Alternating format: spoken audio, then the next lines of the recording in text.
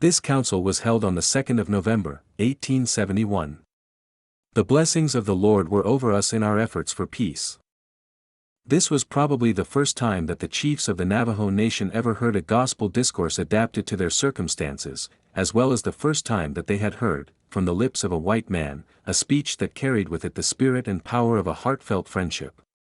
The hearts of many of them were open to reciprocate it. We spent 3 days at Fort Defiance, endeavoring to create a good influence, and in getting our supplies ready. Brother A. M. Tenney, being able to converse in Spanish, accomplished much good.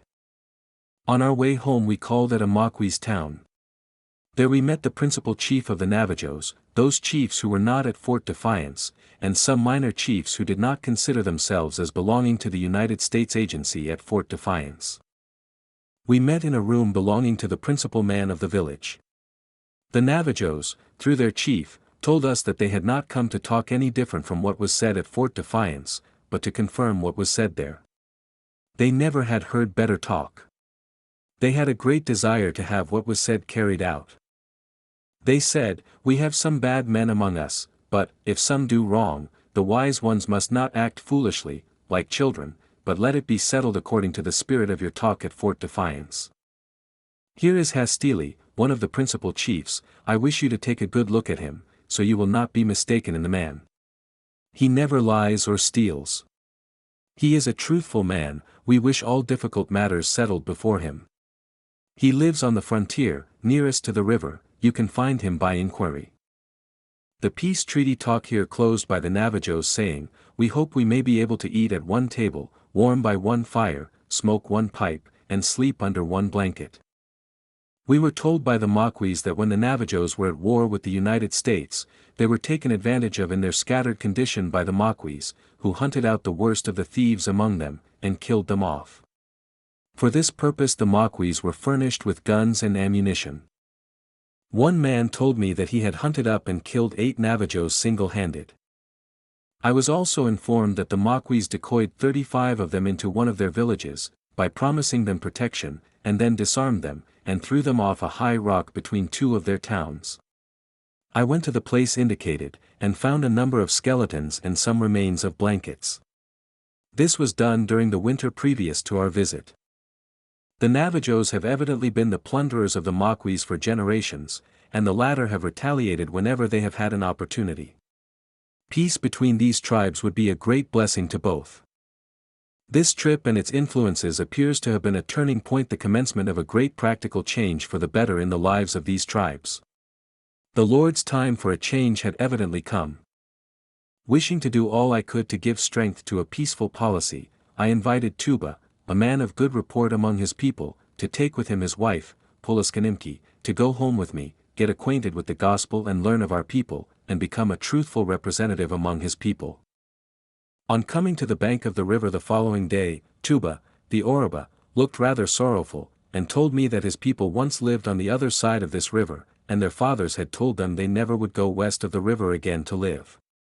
Said he, "I am now going on a visit to see my friends. I have worshipped the Father of us all in the way you believe to be right. Now I wish you would do as the Hopes, their name for themselves, think is right before we cross." I assented. He then took his medicine bag from under his shirt, and offered me a little of its contents. I offered my left hand to take it. He requested me to take it in my right.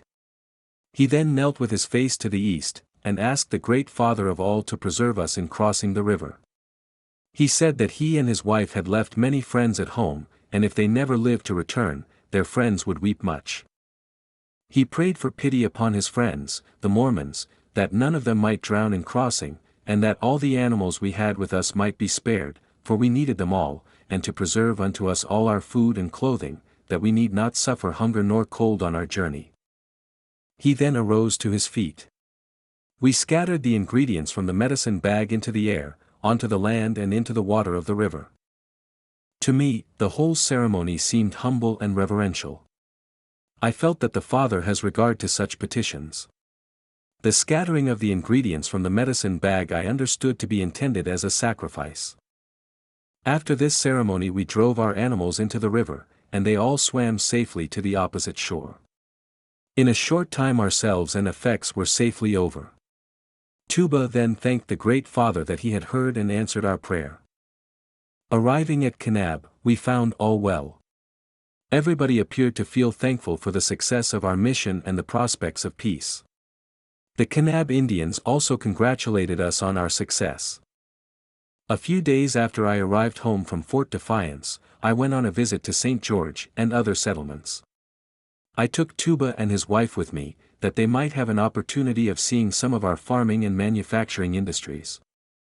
After looking through the factory at Washington, where some 300 spindles were in motion, Tuba said it spoiled him for being an Oroba. He could never think of spinning yarn again with his fingers, to make blankets. His wife, after looking at the flouring mill, thought it was a pity that the Hopes, meaning the Oroba women, were obliged to work so hard to get a little meal to make their bread, when it could be made so easily. Tuba and his wife gleaned cotton in the fields one week, on the Santa Clara, where the cotton had been gathered by our people, and President Young gave him a suit of clothes. When we returned to Kanab, we found 80 Navajos who had come in there to trade. Most of them were on foot, and had brought blankets to trade. Some of their women accompanied them, which is their custom, when going on a peaceable expedition. Kamiara, one of their leading men, introduced his wife to me. She took hold of my hand, and said, "We have come a long way to trade with your people. We are poor, and have brought all we could on our backs.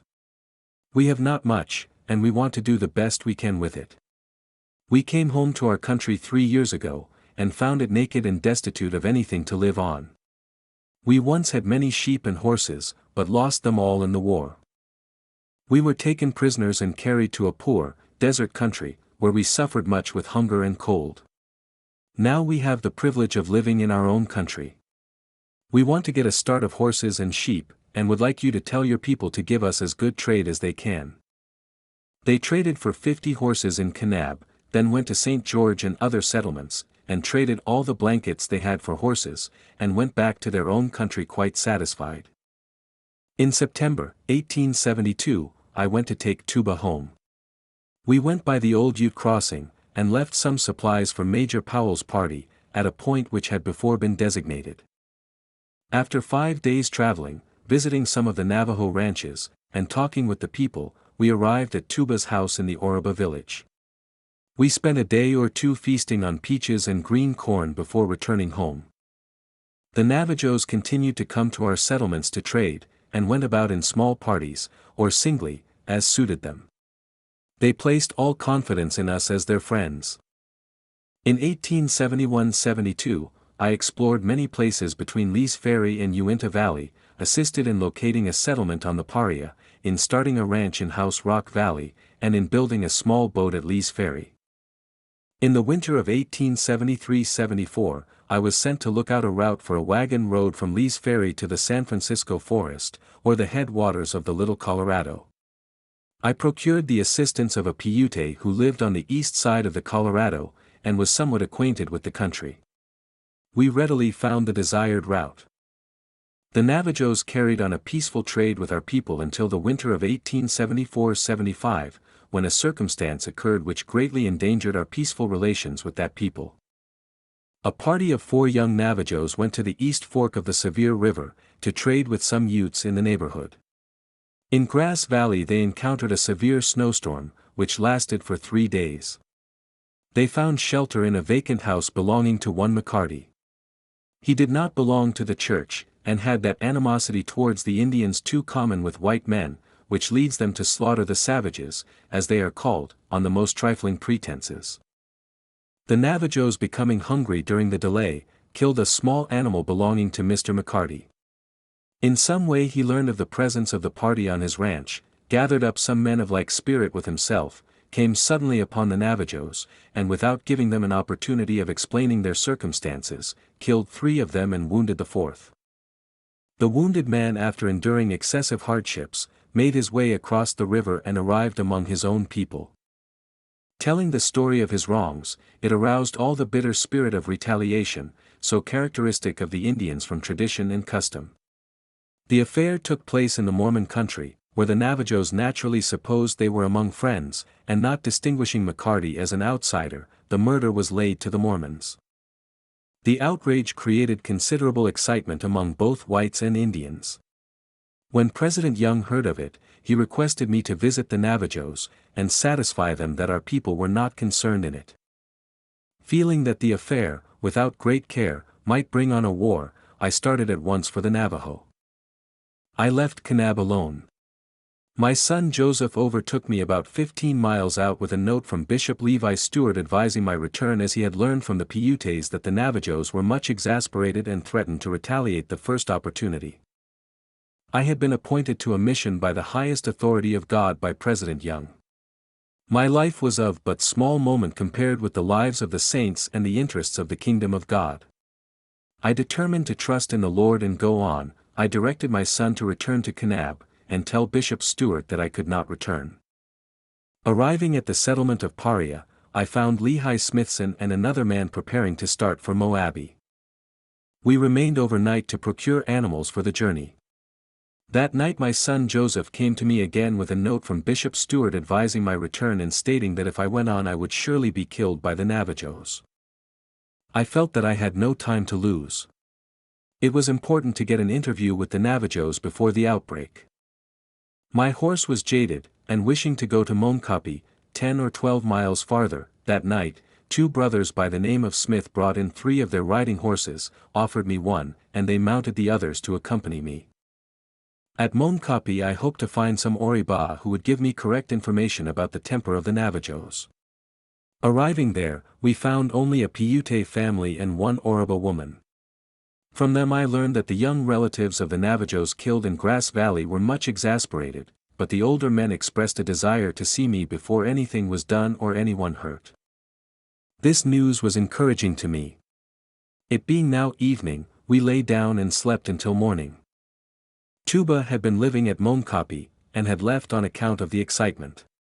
Some of his effects were lying around in a way that indicated that he left in a hurry. I was informed that Mush-Ah, a Navajo with whom I was somewhat acquainted, and in whom I had some confidence, was camped at a watering place 12 miles east of Moenkopi.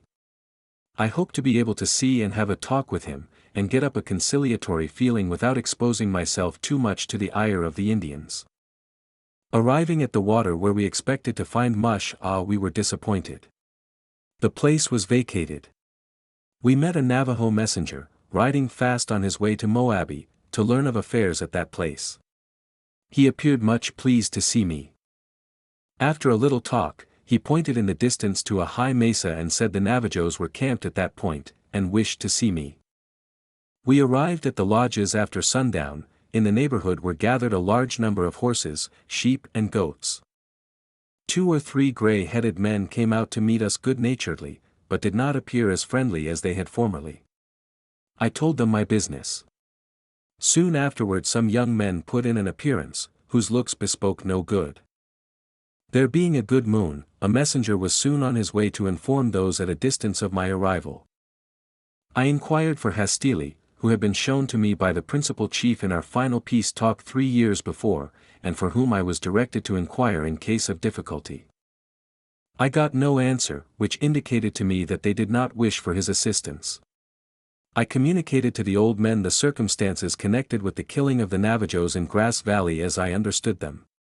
They replied that they were not ready for a talk or council and said, "When the relatives are all in we will talk." My spirit was weighed down with gloomy forebodings, and I would gladly have left the place could I have felt justified in doing so.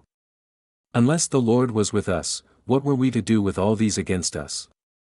The night passed, and a part of the forenoon of the following day, when the Navajos who had been sent for began to gather in. About noon they informed me that they were ready for talk.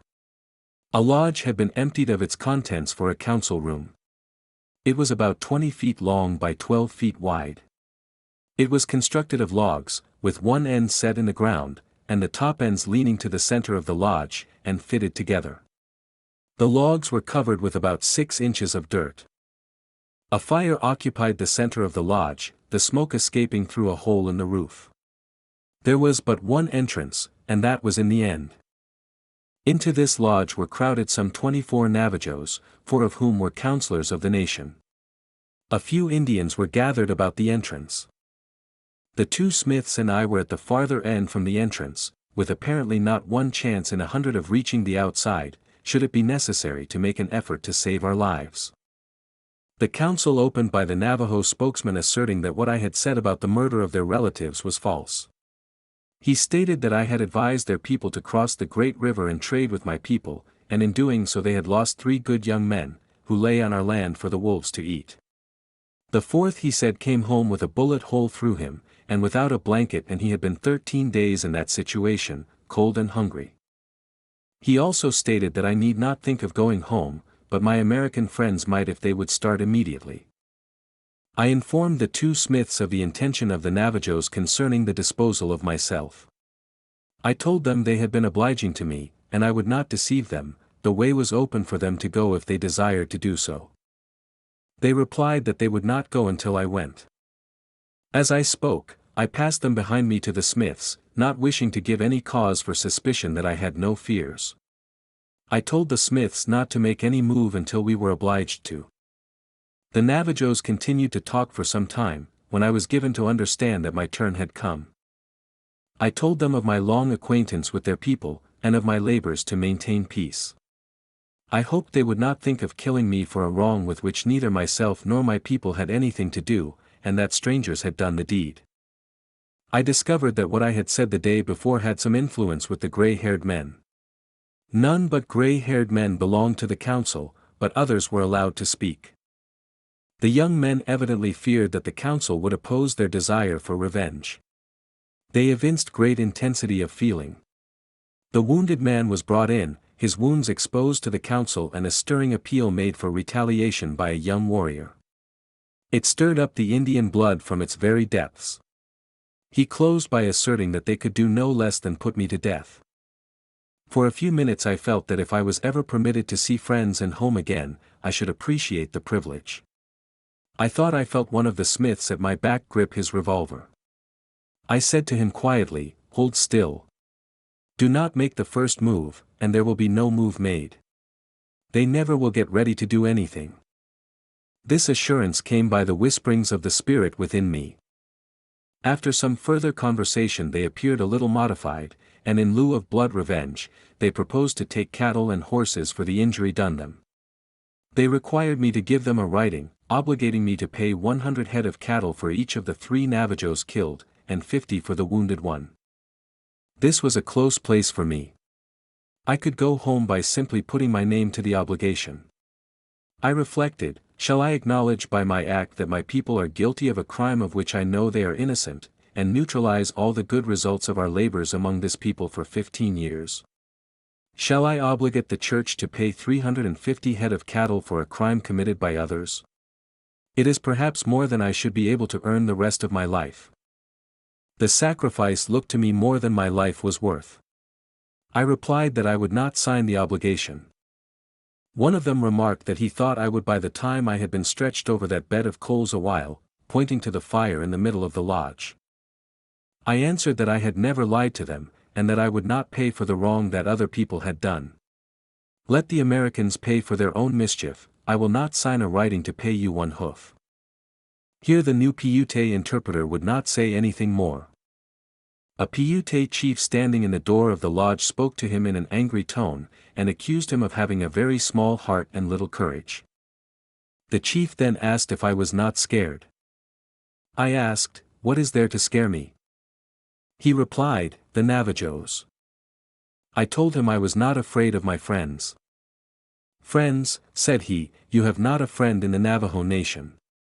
Navajo blood has been spilled on your land. You have caused a whole nation to mourn. Your friend Ketch-E-N-E, that used to give you meat when you were hungry and blankets when you were cold, has gone to mourn for his murdered sons. You have caused the bread he eats to be like coals of fire in his mouth, and the water he drinks like hot ashes. Are you not afraid?" "No," I replied, "my heart never knew fear." The Navajos wished to know what the Paiute chief and myself were talking about. The Paiute repeated the conversation in their language. They then conversed among themselves, at times they manifested considerable warmth. I was asked if I knew Hastili.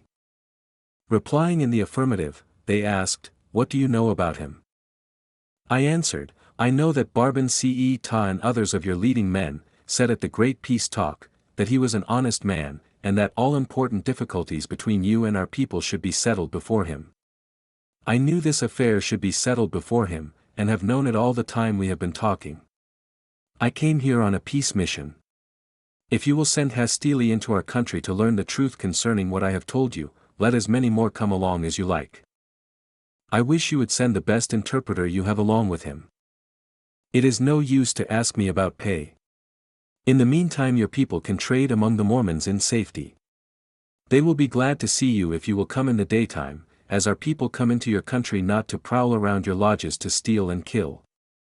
I came to do as I agreed to at the good talk at Fort Defiance. I felt that the last I said had the desired effect. Their feelings began to soften.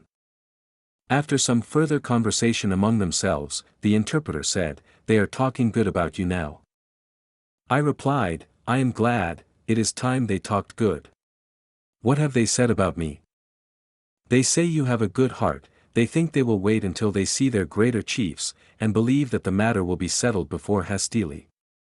It was then agreed that I should come to Moabi, in 25 days, and they would see if it was not advisable to send someone over, and satisfy themselves of the truth of my statement. 25 notches were cut in a stick, and when they were all gone by cutting off 1 notch each morning, I was to be at Moabi. The history of my intercourse with the Indians on the east side of the Colorado, for 15 years, had all been talked over. In fact, I had been on trial before them for all my sayings and doings that had come within their knowledge. I was able to answer all their questions, and give good reasons for all my acts. My mind had been taxed to the utmost all this time. I had been in the farther end of a crowded lodge, with no reasonable probability of getting out of it if I wished to, and without the privilege of inhaling a breath of fresh air. I went to the door of the lodge. It was refreshing to breathe in the open air, and look out into the glorious moonlight. I thought it was midnight, if so, the council had lasted about 12 hours. I asked the Navajos to bring up our horses. I felt it was safer for me to remain in the lodge than to be out hunting horses, and liable to meet some of the angry spirits who had been about the council. The horses were brought and the Smiths and I were soon in our saddles, and leaving behind us the locality of the trying scenes of the past night. Again was the promise verified, which was given me by the Spirit many years before, that if I would not thirst for the blood of the Lamanite, I should never die by their hands. Later in the spring I went to Kanab. I found Hastili and his party, including 2 good interpreters.